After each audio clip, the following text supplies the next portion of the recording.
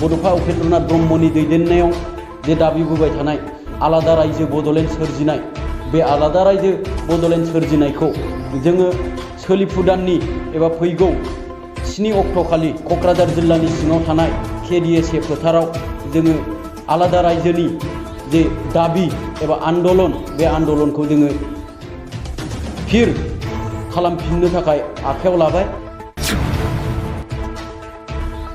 क'क्राझार जिल्ला बेंगिरिनि दारा एबा डिपुटि कमिशनारनि दारा जोङो जोंनि भारतनि गाहाय मन्थ्रि आरो भारतनि नखर मन्थ्रिनिसिम जे गोसोखां बिलाइ एबा मेम'रेन्डाम बे मेम'रेन्डामखौ जोङो गथायगोन। आच्छा दिनै जोङो बन्सु बड' नेशनेल स्टुडेन्टस इउनियननि जानानै थांनाय साननै सिगां जे जोंहा किसान बाजार जे गामि चिरां जिल्लानि सिङाव थानाय बे गामिनि सासे जोंनि फंबाय 19 बोसोर बैसोनि राजा बर' बिथांखौ उदखारिफोरा जे इनाय आरो नेहाथ आखुनि हाबाफारि मावनानै बिथांखौ जे गावथारबाय। जोङो बिथांनि आत्माया जाहाथे सोरगोआव आलो गोजोनै थानो हाथों बिनि थाखाय आर'ज गाबदों आरो बिथांनि मुङै जोङो जेवारि बाथि सावदों आरो केन्डेल लाइट सावदों। दा बेजों लोगोसे जोङो दिनै बन्सुनि जानानै बेफोरबायदि नेहाथ आखुनि हाबाफारिफोरखौ सोंखारिदों आरो जोंनि बर' फोलेरनि बर' फिसाफोरा बेफोरबायदि नेहाथ आखुआव जे जिउ गोमानांबाय बेफोरखौ जोङो निन्दा खालामदों। बेजों लोगोसेयैनो जोङो बन्सुनि जानानै बेखौनो बयबो रायजो राजा आइ आफा गासिबखौबो खावलायनो आखायाव लादों जे दिनै जे थासारिया दुंहाव थासारिया जागासिनो दं बेबायदि गावजों गाव एना एनि नासयलायनाय एबा बेबायदि बुथारलायनाय बेफोर जाहाथे जोंनि समाजनिफ्राय जोबलाङो,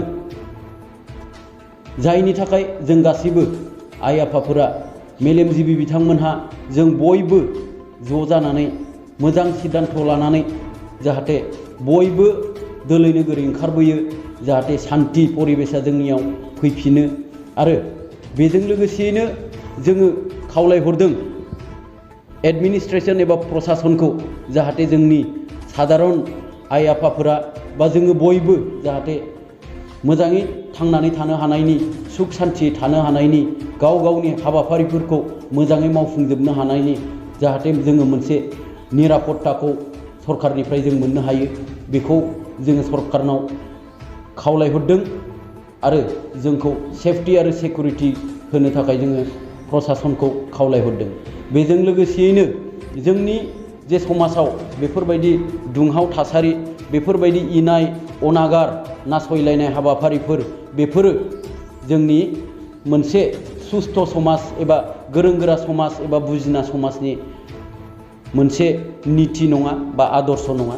बेजों लोगोसेयै नोंथांमोननि खौरांनि गेजेरजों जों बन्सुनि जानानै बेखौनो फोसावहरनो आखायाव लादों जे गासैबो बेफोर थासारिखौ नोजोर बोनानै आरो जोंनि बर' फोलेरनि गांनाय उखैनायखौ सम्पुर्ण खालामनो जे जोंनि गोदोनिफ्राय दाबिबोबाय थानाय बड'फा उपेन्द्रनाथ ब्रह्मनि दैदेननायाव जे दाबिबोबाय थानाय आलादा रायजो बड'लेण्ड सोरजिनाय बे आलादा रायजो बड'लेण्ड सोरजिनायखौ जोङो सोलिफु दाननि एबा फैगौ 7 अक्ट'खालि एबा 7 एप्रिल 2020 खालि जोङो क'क्राझार जिल्लानि सिङाव थानाय Kdsa फोथाराव जोङो आलादा रायजोनि जे दाबि एबा आन्दलन बे आन्दलनखौ जोङो फिर खालामफिननो थाखाय आखायाव लाबाय।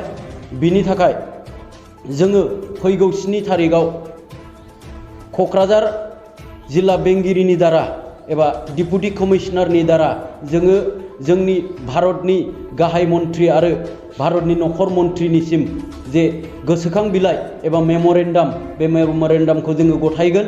बिनि थाखायनो जोंजों लोगोसे गासै बर' रायजो राजा आइ आफा बिदा फंबाय बिब' बिनानाव गासैखौबो लैहोर लैहोर फैनानै दोलै नोगोरै जोंजों हेफाजाब होफैनो आरो बर'नि जे गांनाय उखैनाय जे बर' रायजो राजा आइ आफानि जे थैयाव मोदोमाव देहायाव थानाय जे जोंनि आलादा रायजो बड'लेण्ड बे बड'लेण्ड सोमावसारनाय हाबाफारियाव जाहाथे फैनानै जोंखौ मदद आरो हेफाजाब होफैयो आरो नोंथांमोनहा जोंखौ जोंजों लोगोसे बाहागो लाफैयो बेखौ आङो गुरैयै हांख्रायहरबाय।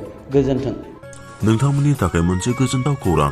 बैसागु फोरबोखौ लानानै बादारि फिल्म प्रडाक्शना खाम सिफुं मुंनि दोंसे भिडिअ' एलबाम दिरुनदों। बे भिडिअ' एलबामखौ बादारि फिल्म प्रडाक्शन इउटुब चेनेलाव हगारनाय जाबाय। प्रडाक्शननि बिगोमा बिथां बिपुल मुसाहारिया बयखौबो नायनानै मदद आरो हेफाजाब होनो खावलायदों।